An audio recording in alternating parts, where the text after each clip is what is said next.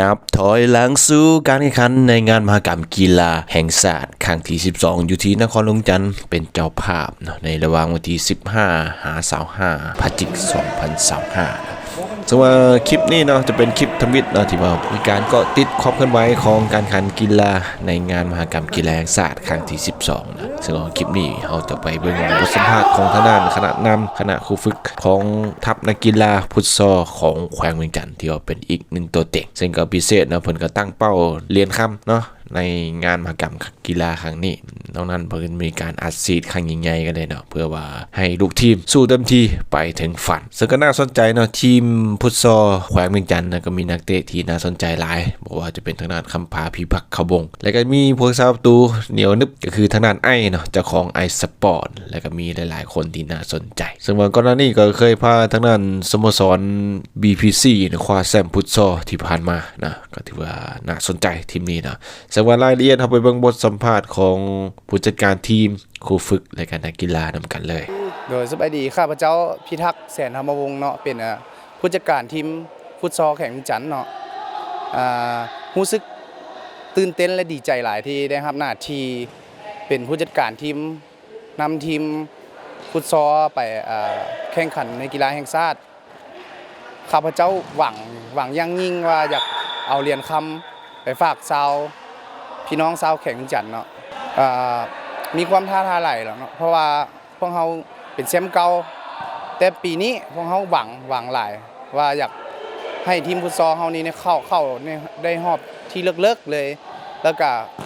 ความยุ่งยากหลายในการฝึกซ้อมเพราะว่ามันต้องได้เอานักเตะหน้าใหม่เข้ามาฝึกซ้อมหลายพวกเขาได้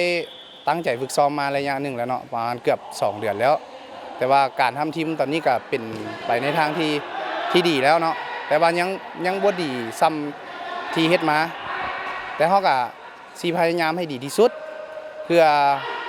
ให้พี่น้องชาวแข่งจันทร์ได้เห็นว่า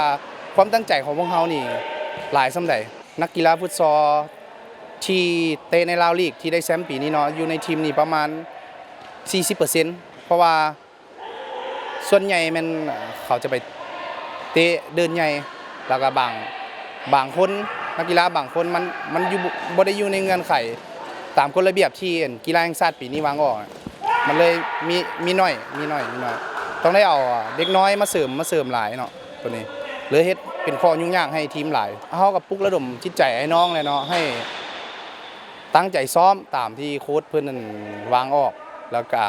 ตั้งใจเฮ็ดตามแทคติกนี่แหละถ้าได้เหรียญคำนี่เฮาก็วางเป้าหมายไว้อย่างชัดเจนตอนนี้การฝึกซ้อมอย่างเฮาก็มีการอัดฉีดเรื่องฟิตซ้อมเรื่องอย่างต่างๆอยู่แล้วแต่ว่าถ้าได้เหรียญคำนี่เฮามีนักๆเลยแหละให้นักกีฬาฟุตซอลเฮาก็จะฝากพี่น้องชาวแข่งจันทร์และนักธุรกิจใหม่ๆให้มาชมมาเชียร์พวกเฮาถ้าดีแท้เฮาก็อยากให้มาสปอนเซอร์น้ำเฮาเนี่ยพี่น้องชาวแข่งจันทร์เฮาสิเฮ็ดให้พวกท่านเห็นว่า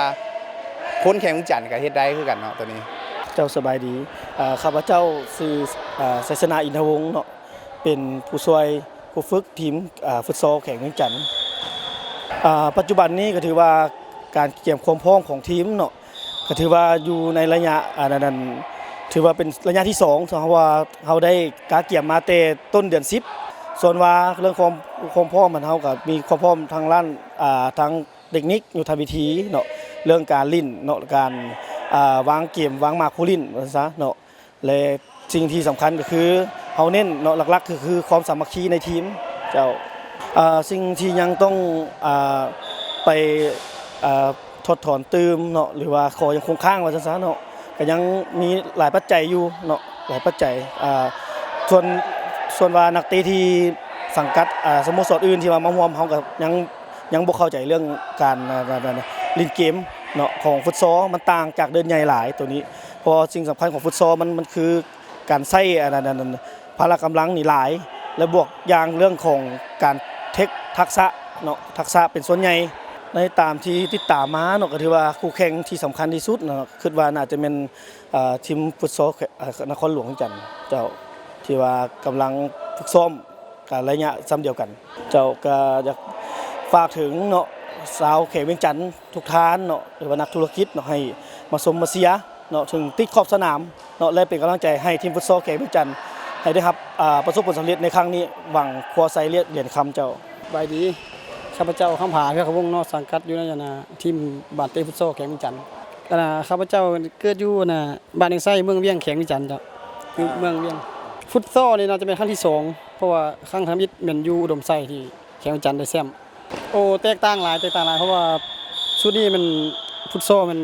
อยู่บ้านเฮาก็ได้พัฒนาหลายขึ้นหลายเติบเพราะว่าหลังจากจักปีเกือบเป็น10 ปีแล้วตะกี้มันจะมีการเคลื่อนไหวอยู่แต่มันจะบ่มีเรียนติดแบบนี้นะเพราะว่าเดี๋ยวนี้มันจะมีการพัฒนาหลายมีจัดแข่งขันมีลีกเพื่อนร่วมทีมตอนนี้ก็ได้อยู่ประมาณ